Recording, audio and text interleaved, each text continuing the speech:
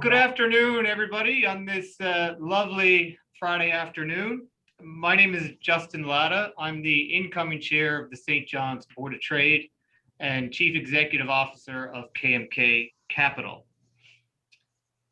Thank you for joining us for this conversation with Ms. Alison Coffin, Mr. Paul Dinn, and Minister Andrew Parsons. On behalf of the St. John's Board of Trade and our over 700 members, our colleagues throughout the Newfoundland and Labrador Chamber Network, as well as the Atlantic Chamber of Commerce, welcome and thank you for being here today and joining us for this critical conversation. Government and opposition is extremely important and can impact our lives for generations. It's particularly important at this juncture. This is not an easy job for anyone, especially during these circumstances. So before we start, I'd like to thank each of you, Mr. Parsons, Ms. Coffin, Mr. Dinn, and your teams for putting your names forward and serving. Thank you very much. Thank you. As I'm sure is no surprise to any of you, like many Newfoundlanders and Labradorians, the business community of our province is extremely worried about the situation we're facing. Businesses need to see a path to economic stability, yielding high consumer confidence, a stable and competitive tax environment, increased out-of-province investment, and an increasing population. We really do understand there are difficult decisions to be made to put us on this path, which of course is exactly why we'd like to hear from you today. The format of today's forum is as follows. We will begin by giving each candidate 3 minutes to share opening remarks. Followed by that, I will pose a question for which all 3 candidates will have an opportunity to answer. 90 seconds will be provided for each answer. Following the questions, all 3 candidates will have an opportunity to share closing remarks. That will bring the forum to a close. We have determined the order of our candidates in advance by conducting a random draw last evening with representatives from each party. For the purposes of our forum today, candidate number 1 is Mr. Paul Dinn. Candidate number 2 is Ms. Alison Coffin, and candidate number 3 is Minister Parsons. Before we begin, I'll take a few quick moments to briefly introduce the candidates. Mr. Paul Dinn. Mr. Dinn is a PC member of the House of Assembly for Topsail-Paradise. Ms. Alison Coffin. Ms. Coffin is the leader of the Newfoundland and Labrador New Democratic Party. Mr. Andrew Parsons. Mr. Parsons is a Minister of Industry, Energy and Technology, and Attorney General and represents the Liberal Party. We will now begin with opening remarks, and I will invite Mr. Dinn to please begin at 3 minutes. And Mr. Dinn, you're on mute. There you go. Perfect. Please go ahead. Well, thank you. And I do appreciate the Board of Trade and the Chambers of Commerce for the invite. It's an important discussion for sure. I do pass along the regrets for Chess Crosby. He actually, we're trying to get our platform out today, and I believe that's happening as we speak. So he passes along his regrets there.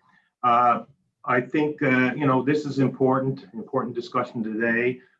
I don't know what we're going to get in 90 seconds of answers, because there's a lot to be said. There's no doubt about it. And I know from the Board of Trade themselves, when they talk about their pillars of that they work with on connectivity and celebrating and supporting businesses and business in the province, I think that equates very well or aligns very well to how we are approaching too with our small business development and the importance that they have here. And we certainly have to promote small businesses. We have to ensure that there is less red tape. We have to come up with incentives to ensure that we hire full-time staff and we're able to get wage subsidies in a quicker manner. And you mentioned population in your preamble, And, that's another area where small businesses and businesses alike play a huge role, because from past reports that we've seen done, families and workers, either expats or immigrants coming in, they all look for a long-term, meaningful employment. And that's what will keep people here. That's what will bring people in. And in that equation, of course, all our businesses play a crucial role there. And as a government, we need to do what we can to ensure that we create an environment that allows our businesses to prosper and allows them to be the best they can. And that's what's going to drive our economy, all our small businesses, as well as our medium to large size. So thank you for the opportunity. I'm looking forward to the discussion. Thank you, Mr. Dinn. I'll now invite Ms. Coffin. Thank you very much, and I really appreciate the opportunity to address this forum. Thanks for organizing it. This is such an important thing. I'm happy to be here to talk about the important economic and social issues facing our province. We have had 70 years of consecutive liberal and conservative governments that have brought us to this point of financial uncertainty. While my colleagues here today are respected members of their parties, I do find it interesting that I'm the only party leader at this important leadership forum. We are going to need a government that is open and available to the people of this province if we are going to address the issues that are in front of us. If we want a different future, we need to make different choices. We need elected officials who are working for everyone as we deal with the economic recovery of COVID-19. We need a government that knows investing in people and public services is good for our economy. People who are worried about losing their jobs because of government cuts are not going to buy a new car, and they're not going to buy a new house until they know what is going to happen. When people have to work 3 jobs just to pay rent and keep food on the table, we don't have an economy that's able to grow or recover. Living with the threat of cuts and layoffs does not make for a stronger, more prosperous economy. We know Newfoundland and Labrador is facing serious challenges. The pandemic has been hard for people and businesses and has left our economy struggling. The economic impact of COVID-19 has put a lot of extra financial strain, especially on our small businesses and everyone in our province. Businesses are struggling and people are uncertain about their future. We cannot cut our way to prosperity. New Democrats are proposing smart, practical changes that will help you, your family, and your business get by. Changes that are going to make our province a more attractive place to start a business, to grow that business, raise a family, and to live and work. Every new Democrat elected will fight to make life more affordable, build a provinces where businesses can prosper and people can thrive. Thank you. Thank you. Minister Parsons. Thank you, Justin, and thank you to the Board of Trade for hosting this forum. I'm really excited to be here today on behalf of our party and on behalf of our leader. Now, in the midst of this pandemic and economic crisis that we face globally, it's easy to be pessimistic about the future. But I'd like to think that I'm a part of a team that sees a strong future ahead of us. We just need to take a hold of the opportunities that are there. I've been in politics about a decade almost. I've seen a lot. I've been lucky to be a part of the opposition process as well as on the government side, making decision-making, policy. But I can say that the sense of optimism that I've felt personally since August when I joined the Premier's team in a new role in a new department has been palpable. And he's brought ideas, he's brought positivity, and certainly has brought us together. Now, there are challenges out there. Of course, there always have been. But I do feel like I'm part of a team that values working together, and we're going to bring forward positive change. To do so, though, we need to work with our federal government, our municipal leaders, our nonprofits, and our business leaders. We need all these voices at the table if we want to be successful. Now, when I look at the Board of Trade, obviously we have valued contributors to our economy, but at the same time, we know that the business community has been through a lot during these crises that we face. And our governments recognize that. We have worked with you, to support you, to listen to you as we try to weather our way through these tumultuous times. I'd like to think as a province that we've been very lucky to have the chief medical officer helping to lead the way. I think we're one of the jurisdictions that's looked at around the world as getting through this so well. And I think that's to the envy of many other jurisdictions.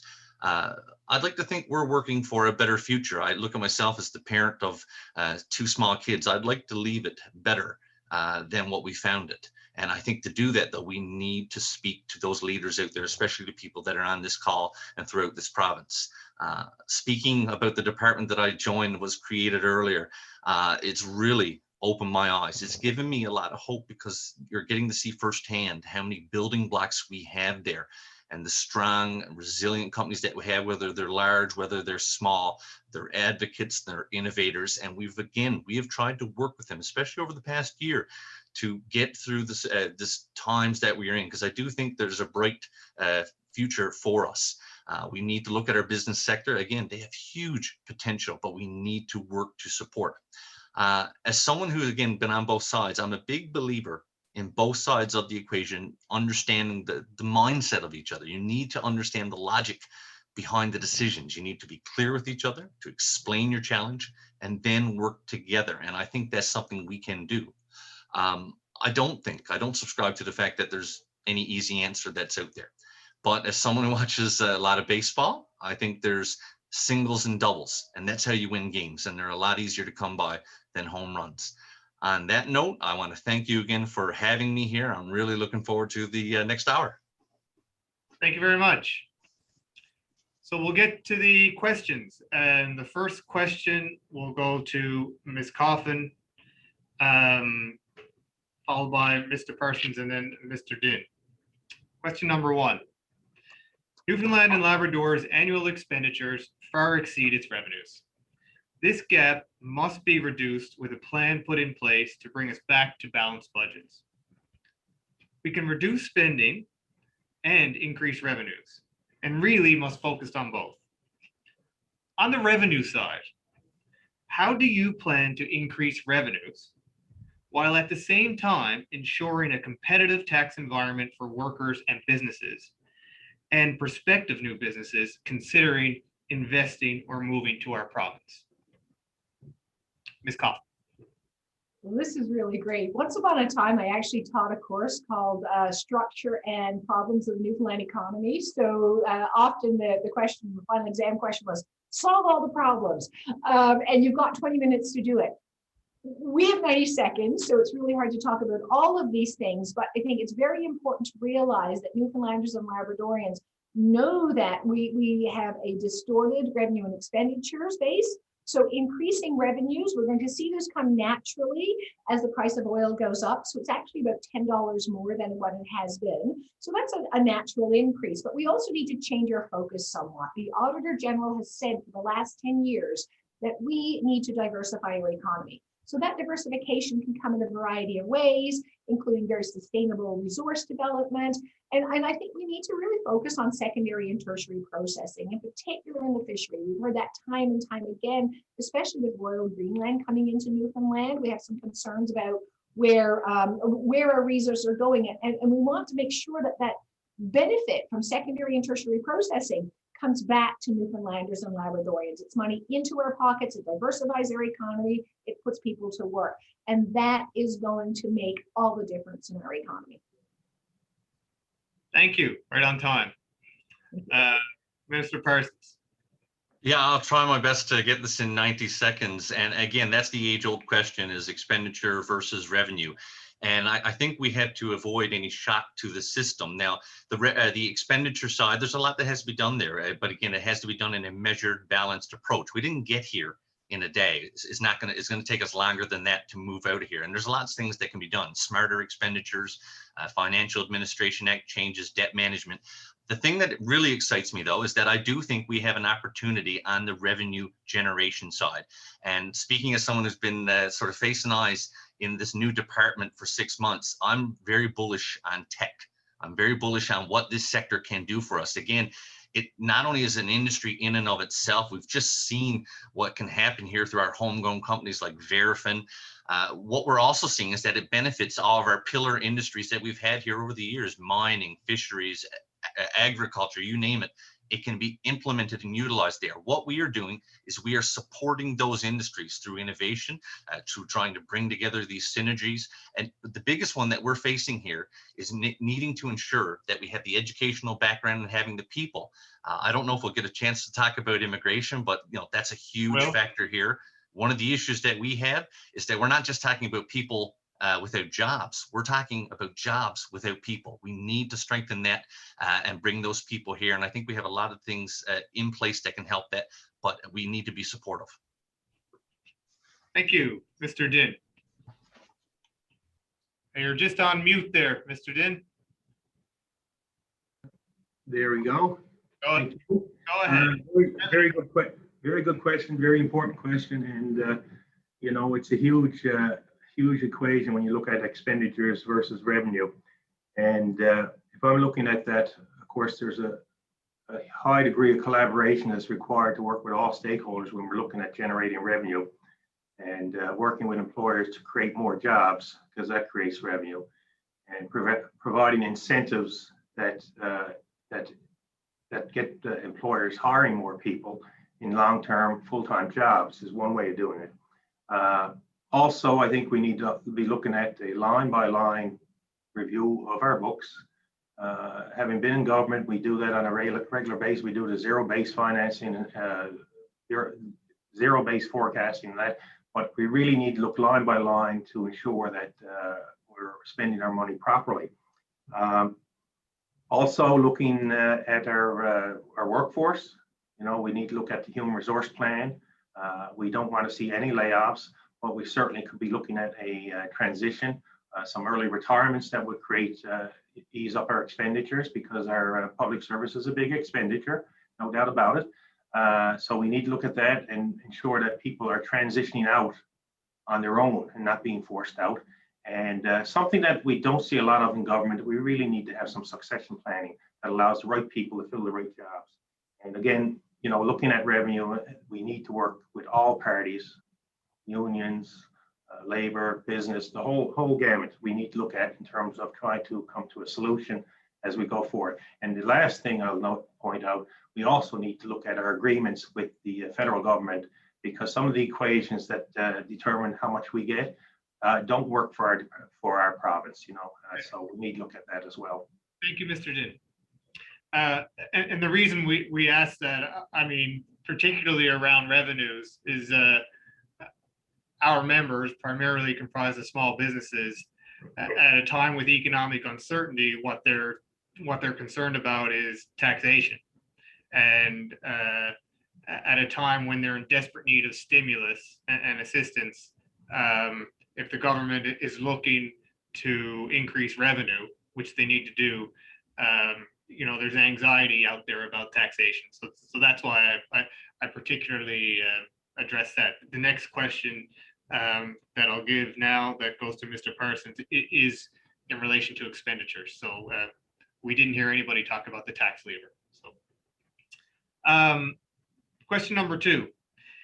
In the CD Howe report released this week, it was concluded that the containment of total compensation for provincial public sector employees will have to be a big part of the plan to reduce spending.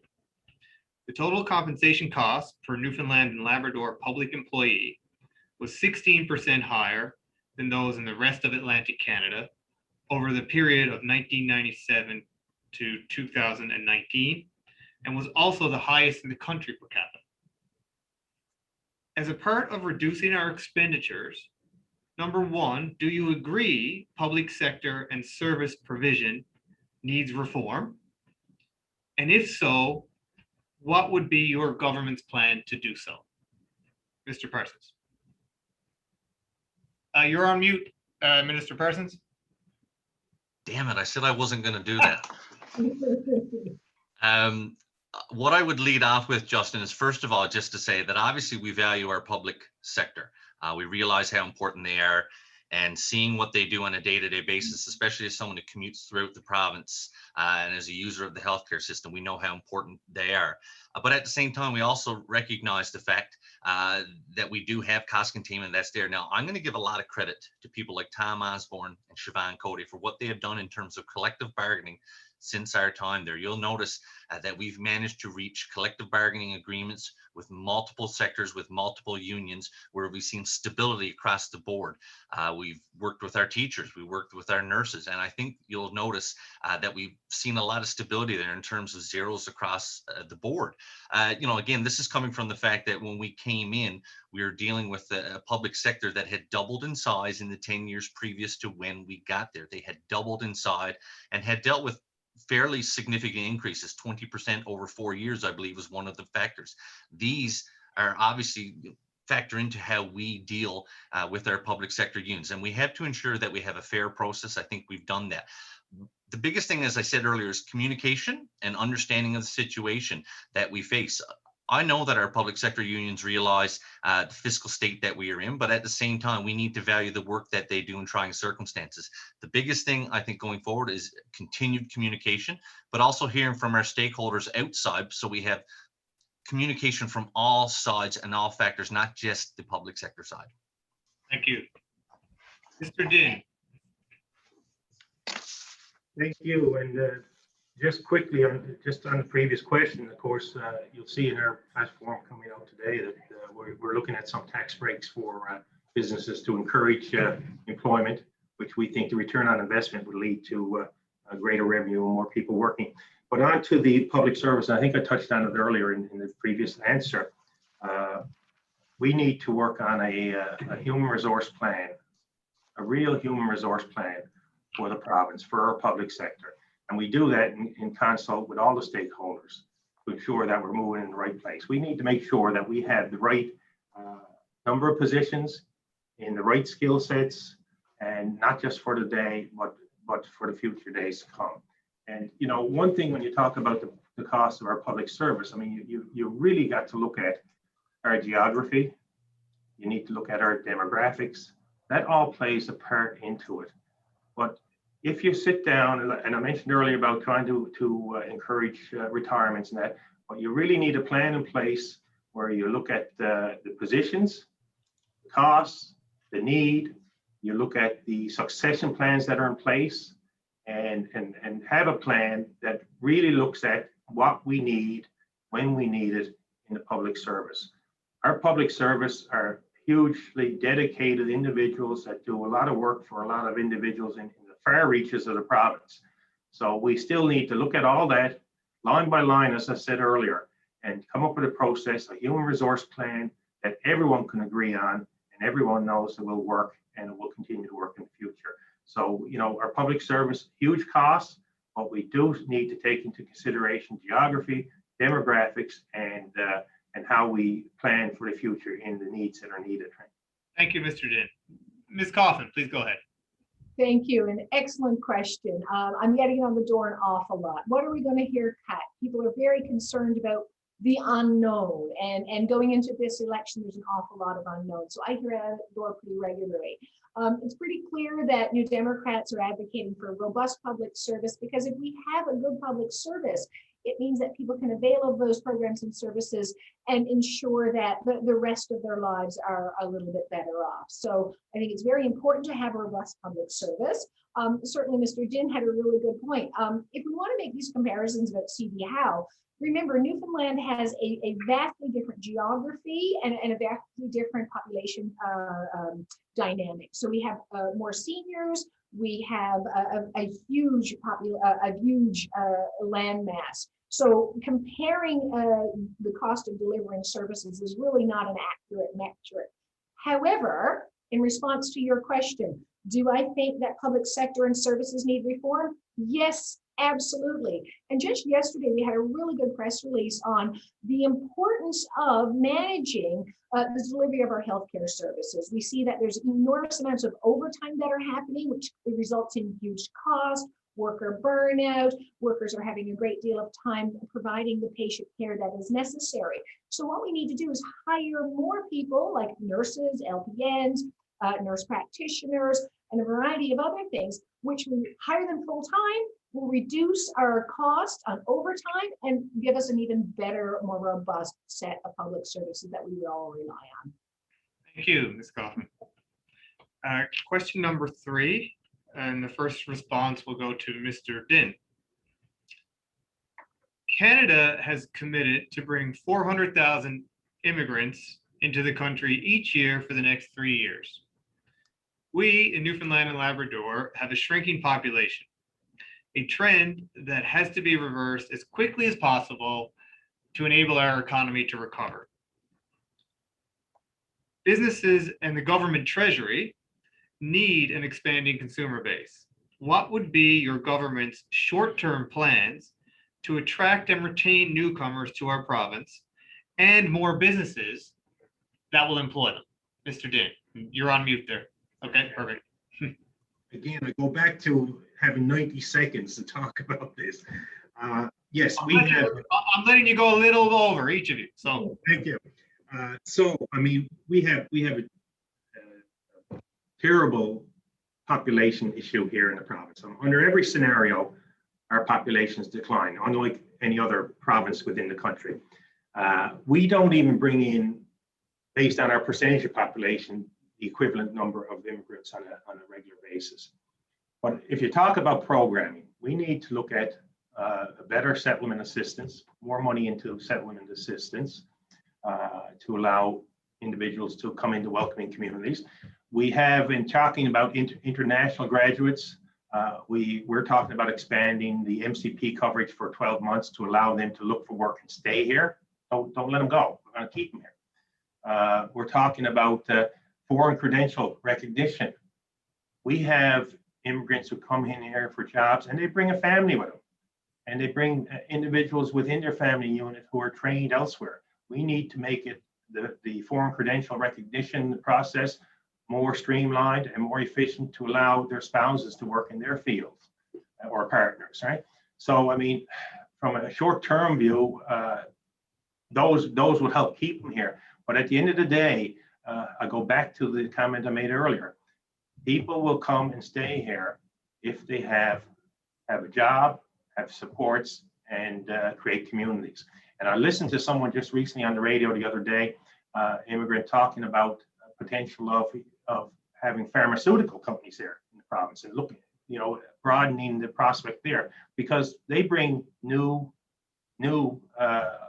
ideas and that to the province that we could be utilizing. But I mean, it's a terrible thing. We have to really curb our immigration numbers. And I know the government has set a target of tripling that. But again, the key is not just the target, it's the retention. We have to get them here, keep them here. thank you, Mr. Dinn. Ms. Coffin. Wonderful. Interesting story. I was teaching class one day and it was a warm September day. So we all kind of understand what that was. And then there was a student quite obviously from a warmer climate sitting in the front of my class wearing a down-filled jacket. And I immediately said, perhaps you want to think about maybe taking some vitamin D supplements because you're not going to get a whole lot of sun here. So the connection point there is meet immigrants where they are, recognize what their needs are and try and support those. Because some people are going to come in and they're going to need English as a second language. Some people are going to come in and just find out, well, where are the grocery stores? How do I speak Newfoundlandese anyway? And what are some of the things that are culturally appropriate here? And how do I get integrated into that? And also recognizing that not everyone who immigrates to Newfoundland and Labrador come from the same spot. So there's going to be a variety of needs that everyone will need met. I think what we need to do is we want people who move here to stay here. So we need public services people need, jobs available for people who move here at wages that allow them to pay their rent and buy food for their families. We need to hire immigrants and help people feel connected to our communities. And we know that businesses need to be included in a stronger immigration plan. So I think one of the key things that we can do is target immigration and encouraging immigration to meet our needs. Do we want to develop our rural areas? Do we want to develop our tech sector? Do we want to develop our agricultural sector? So target those things and try and meet our needs, but at the same time, when they come to Newfoundland and Labrador, we meet their needs as well. Thank you. Thank you. Minister Parsons, please go ahead. Thank you very much. And I think there's consensus that immigration is obviously of the utmost importance. And I'm happy to say that we have moved forward with specific targets and specific plans on what we need to achieve. So the first thing, again, is the tripling of targets, going from 1,700 to 5,100 by 2026 is the target we want to make, which is not an insignificant number. In fact, we're looking at about a rate of 1% per our existing population.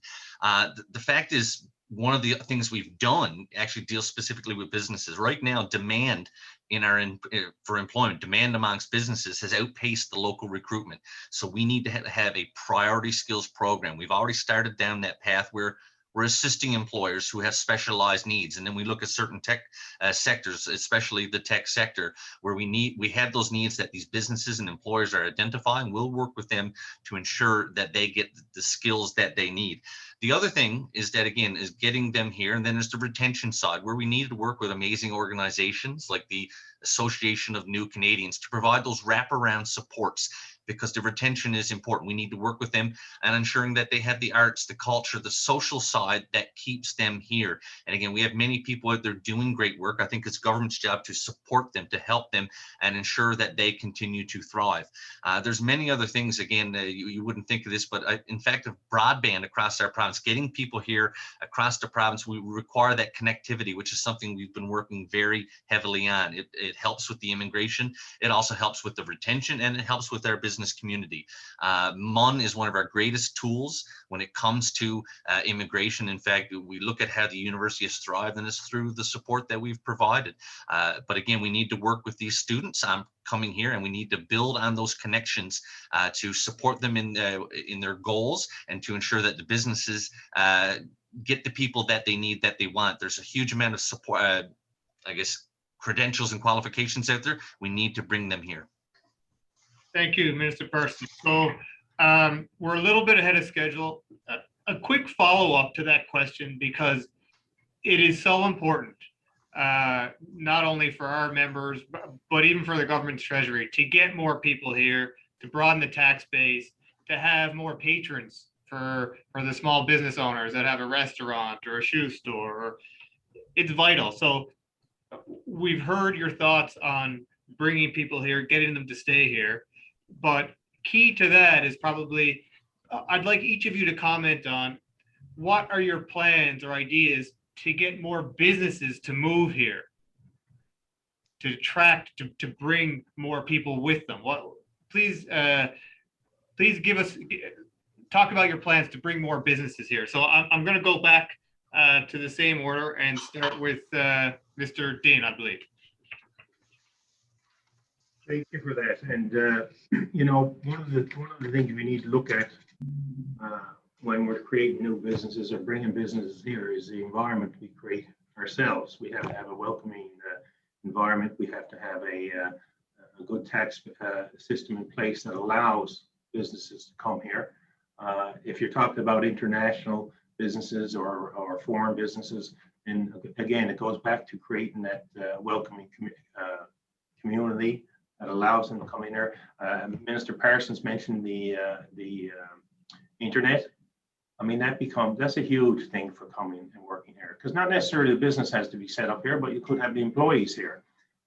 So making sure there's a connectivity across the province, that individual can work, live and play and work from their homes, makes a big issue, right? You know, when you talk about the tech sector, you don't have to be physically located here either. You know, when you talk about the tech sector, the individuals could be located here and doing the work of a company abroad. So, I mean, there's many ways there. I mean, we've committed to creating 98% connectivity across the province by 2025. I think that would be a huge asset to encouraging business to come here and work here. And again, it doesn't necessarily mean the infrastructure, the bricks and mortar, but you know, in this changing world of technology, we need to keep up with the times there. Thank you, Mr. Dinn. Ms. Coffin. Thanks. Excellent follow-up question for sure. A lot of different pieces are going to help encourage businesses to come here. Certainly targeting specific areas is one way to do it. But you can encourage as many businesses as you want to come to Newfoundland and Labrador. You need a really good framework in which those businesses can operate. So that does mean a reliable and high-speed broadband internet all across Newfoundland and Labrador, which allows connectivity, of course, that can bring in our tech sector. And you can come in to the tech sector and not necessarily be settled in Newfoundland or in St. John's. You can be operating out of Happy Valley Goose Bay and still be connected to St. John's as well as the rest of the North American and world markets. So that's a key thing. We also need in an export strategy is a rigorous transportation system. So that means good roads and good ferries and reliable services. And we need to be able to have affordable ways to transport goods and services out of our province. Talking about some key areas in which we could develop, let's build on the things we're really, really good at.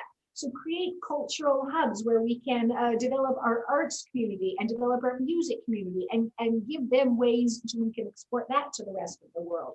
Diversification is absolutely huge. So again, reaching out to the tech sector, secondary and tertiary processing, and building the structures in place where we can do secondary and tertiary processing, and then going out and targeting areas where businesses have those skills and expertise and drawing them into Newfoundland and Labrador. Thank you, Ms. Coffin. Minister Parsons, please go ahead. Thank you. And I apologize in advance. I've got a jumble of thoughts that I marked down here, and I'll try my best to keep it coherent. If there's been a silver lining to COVID, it's shown us that we can change how we do things, especially when it comes to remote learning, remote working. And I think that businesses have seen this. And in fact, what we can do now is work on getting those businesses here. As long as they have that stable connection, you can work from anywhere. And we're seeing people, businesses move away from the brick and mortar model. The other thing that we have here, we'll be working specifically on marketing to get those businesses to live and work here. And I think we have a lot of attributes that people want to see. People want a quality of life, and they see that here in our province, just as natural beauty, it's kindness. And you look at the things that we're trying to provide here, whether it's $25 a day childcare, things like that that can help people as it relates to business. These are all incentives to come here. We look at the low housing prices compared to elsewhere. These are all things that can attract people here and in turn business here. I look at the tech sector alone. Again, I'm very double down on that. When we look at, we're building an innovation center. What we're trying to do is bring these bright minds together, and they in turn are spurring off further ideas. And we know now businesses have a track record here of not just succeeding here, but reaching out to international markets. What our department does is work with them to support them, whether it's de-risking international trade, whether it's looking at new entities like InvestNL that we're going to create. We want to see that they're not only going to have the model here, but they're going to be able to work around the globe. Coming down to our broadband and cellular investments, that's obviously huge with the geography that we have. So those are just a few of the things here. I look at how we're moving forward with digital by design. So there's a lot of ways that we do it, but I think connectivity and online access is one of those major keys. Thank you. Brings us to question 4, and Ms. Coffin will be the first to respond. Newfoundlanders and Labradorians are eager for economic development and jobs. Small businesses are vital to our economy. What are your plans to support small business throughout this pandemic through the required economic reform and beyond? Ms. Coffin.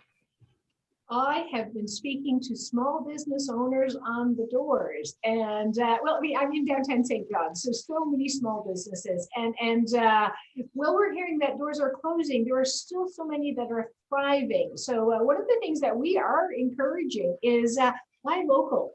Absolutely important. Buy local, invest in our small businesses. But one of the key planks that we have introduced in our platform is we want to eliminate the tax on small businesses.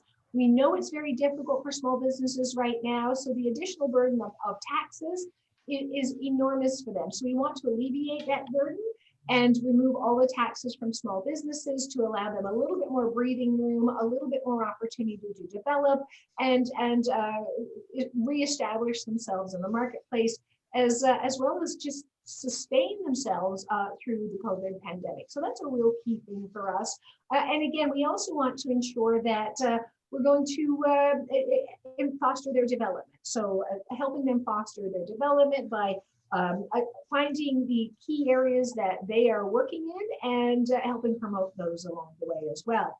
One of the things I heard on the doors in particular was the federal government rent program was completely inappropriate for some people who are here in the small business in Newfoundland and Labrador, because oftentimes the rental agreements with the between the owners and the renters were not able to meet the criteria for the federal government rent assistance program. So even sorting out some of the complexities around that will help small businesses navigate the myriad of provincial and federal regulations. Thank you. Minister Parsons. Yes, thank you for this opportunity. And obviously this relates directly to the department that I've been lucky to be a part of for 6 months. One of the big things that we announced was the Small Business Assistance Program, a multi-million-dollar fund designed specifically to help small businesses. Since its unveiling, we've helped over 3,000 businesses in this province with funding up to $10,000 to help get them through this. I haven't had a single complaint about it. In fact, people are amazed at the turnaround time from application to processing to money in the bank. We've done huge work on tourism support for that industry, given how hard hit they've been. Again, we have a program there that multiple businesses across the province have applied to, and we're getting funding there. We're looking at things like venture now when we talk about trying to invest in businesses. We look at the business counseling that we try to do, the de-risking. Just talking to one, and this one's a particular favorite of mine. I look at Subsea out in Clarenville, small homegrown business, young Newfoundlander, started with 2. And then they worked their way up to multiple new offices and in bigger settings, and they're doing business around the world. But just listening to these young people tell me about some of the things that they trial and error, that's the thing where our department can help out, and we're spread throughout the province, able to find these supports when it comes to business counseling, when it comes to marketing. We're leading, there's international business. I truly think that our success is not just here homegrown, but we need to export our technology, our intellectual property and our people throughout the globe. And we're seeing more of that now through these joint ventures that we lead with business. Thank you. Mr. Dinn, please go ahead. Okay, you got me now. Thank you. Yes, sir. I just wanted to say something on the past question about bringing businesses here and keeping them here. And I think we were all remiss in not mentioning it. I think we would all agree that a big selling part for bringing businesses back to Newfoundland and bringing them to Newfoundland is our education facilities and the trained and skilled workforce we put out there. So that's a big seller for us as well. But in terms of small business, I mentioned it earlier, we have to work well with all businesses, with groups such as the Chamber of Commerce and the Board of Trade to determine what some of the barriers are for businesses. But I know some of them are the red tape. In terms of trying to get programming and that's available, our wage subsidy programs and such. Also the taxation. I mean, I mentioned earlier about reducing the tax on the payroll tax for businesses who hire full-time jobs. These are incentives that you need to look at. Alison mentioned the buy local. That's something we really need to promote. I think in some of our procurement packages, we should be insisting that we buy local. If it's there, we need to encourage keeping our business here in the province and buying local. Much like a Newfoundland First in employment, we probably need to do something similar when it comes to businesses here. One thing we've talked about, I know when our caucus sits down and has quick chats, one thing that came up was the thought on a loyalty card. You all got those little cards in your wallet. I got the one for the Yay store. I get 1 cent for every $10 I'm buying gas. But you know what? I keep going back to those orange stores.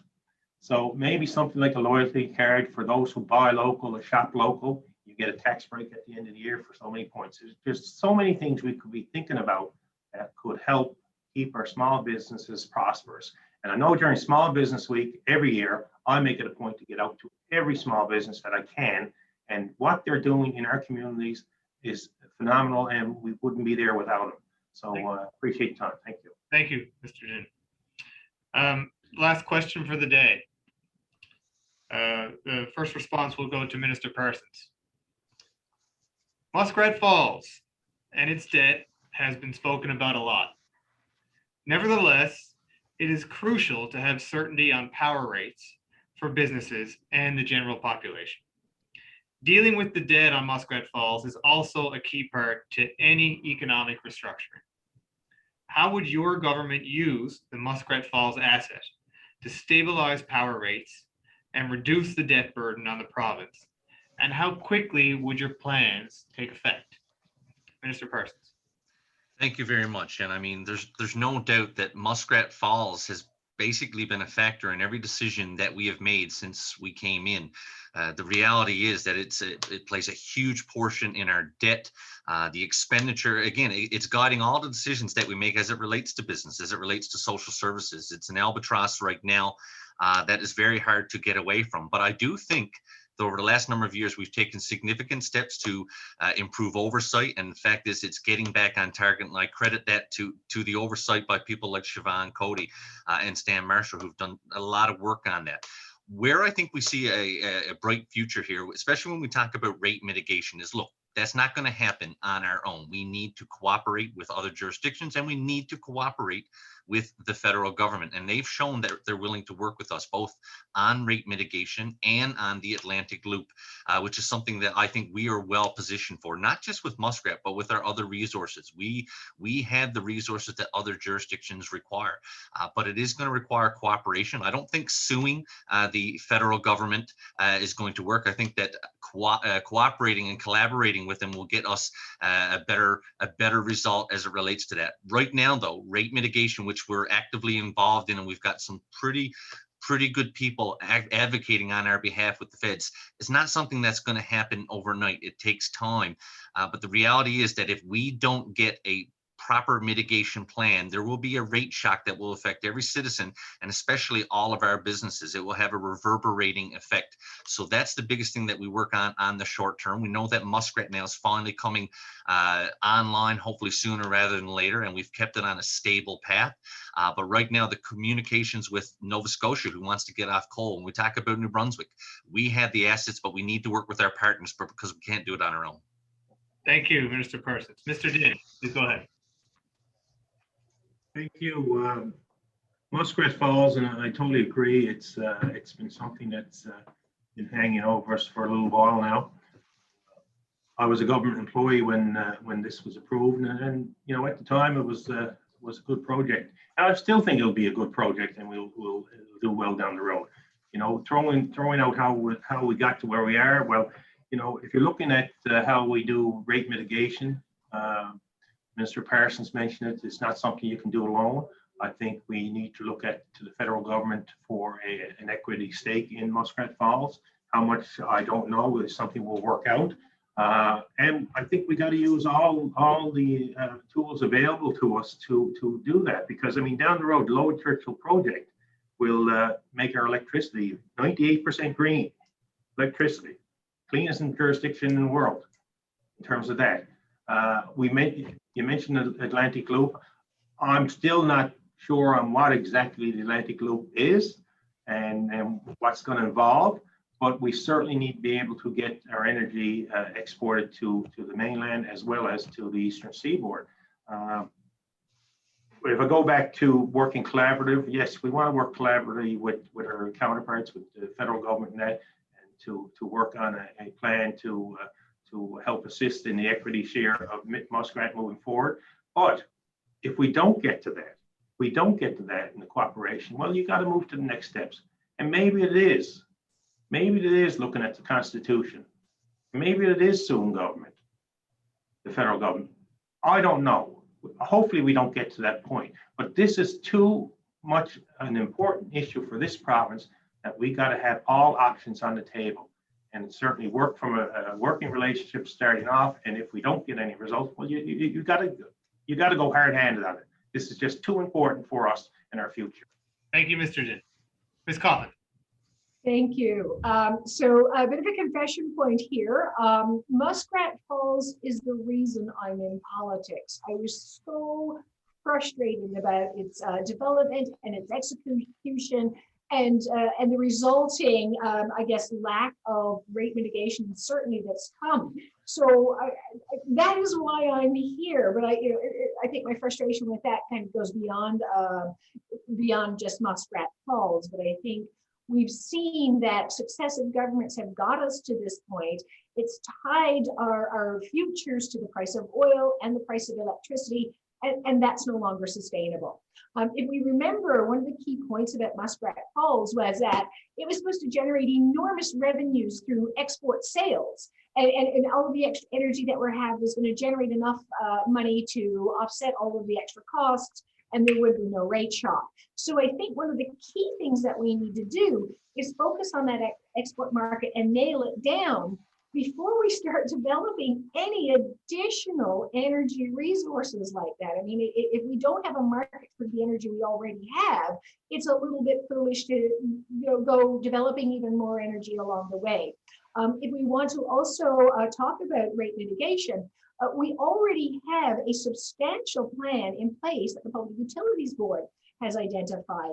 And I think executing a lot of that will be really important. We do need our federal partners in here, but we also remember that Nalcor, which got us into a lot of this problem, has an enormous amount of money associated with the forfeited bids from oil exploration. And I think maybe reinvesting that money back into rate mitigation is a reasonable place to be.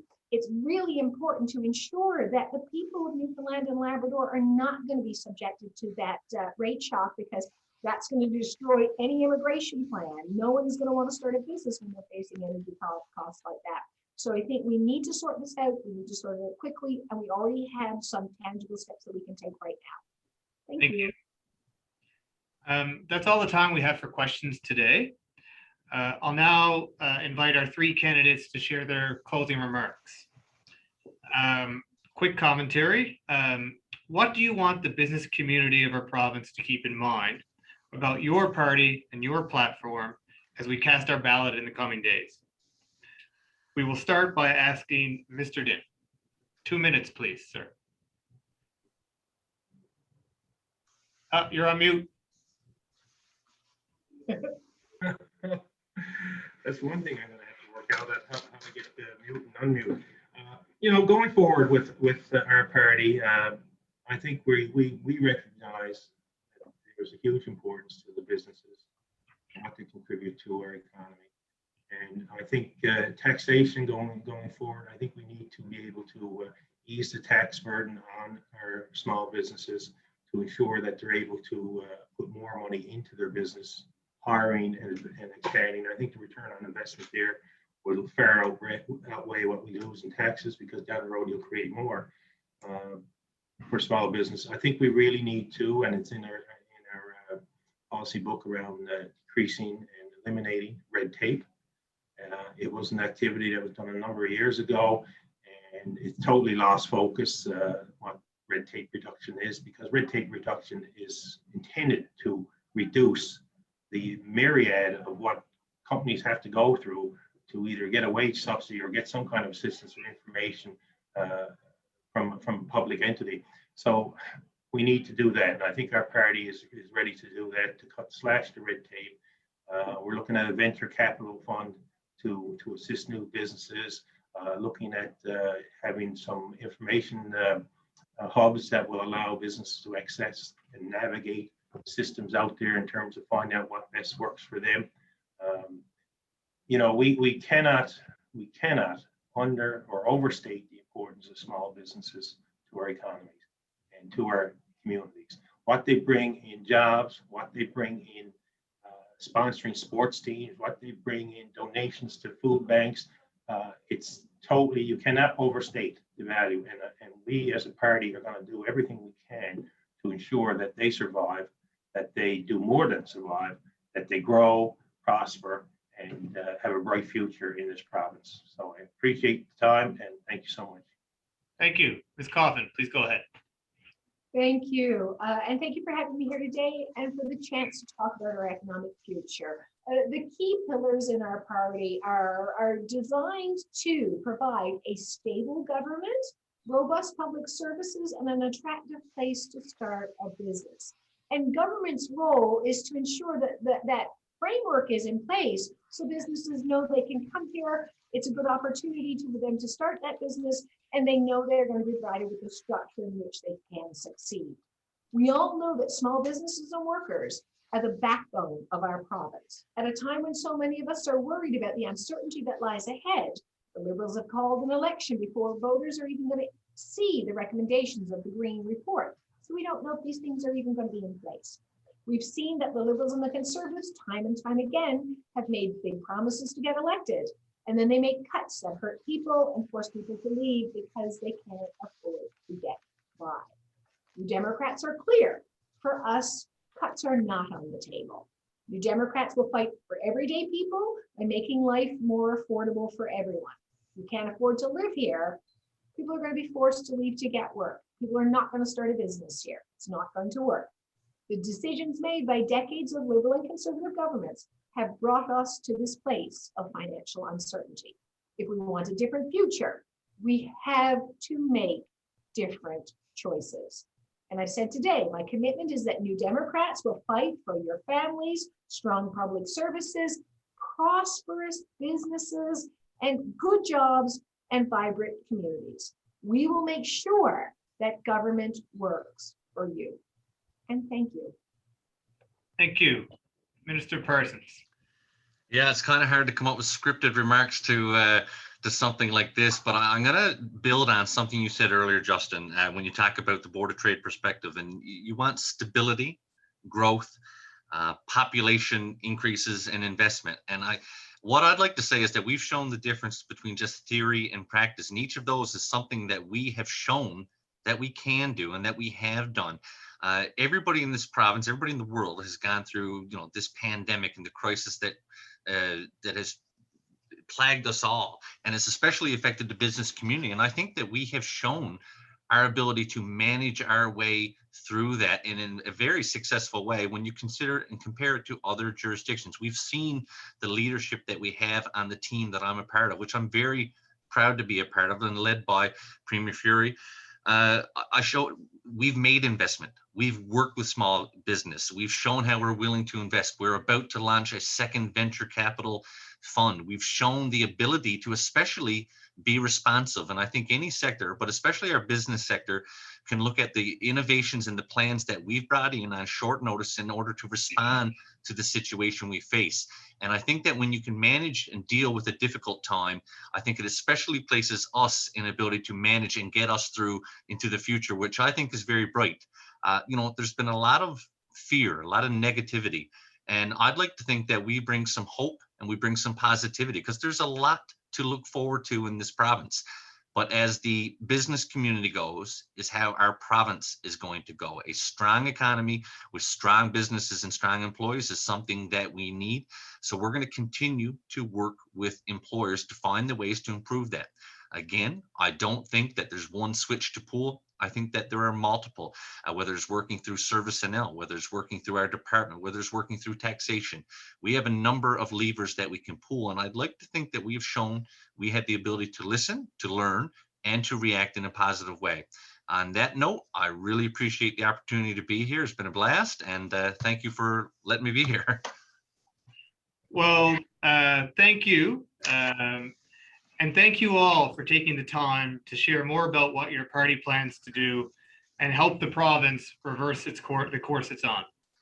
The St. John's Board of Trade has said it before, and we will keep championing it until it becomes a reality. We must take hold of this economic situation and fix it. We must make decisions now to ensure a path for sustainability and prosperity for generations to come. We owe it to our children and their children to fix this. I would like to take this opportunity to let all of you know that whichever party is successful and tasked with the challenge at hand, your partners at the St. John's Board of Trade and chambers throughout our province will be there to help. We'll be there to provide input and ideas and to collaborate as you move forward. We really look forward to working with you. Everyone that joined today, I hope you found the conversation valuable. Remember to take the opportunity to have your voice heard and vote either at the early time this Saturday, February 6th, or on Saturday, February 13th. Have a great weekend. Thank you very much. Thank you.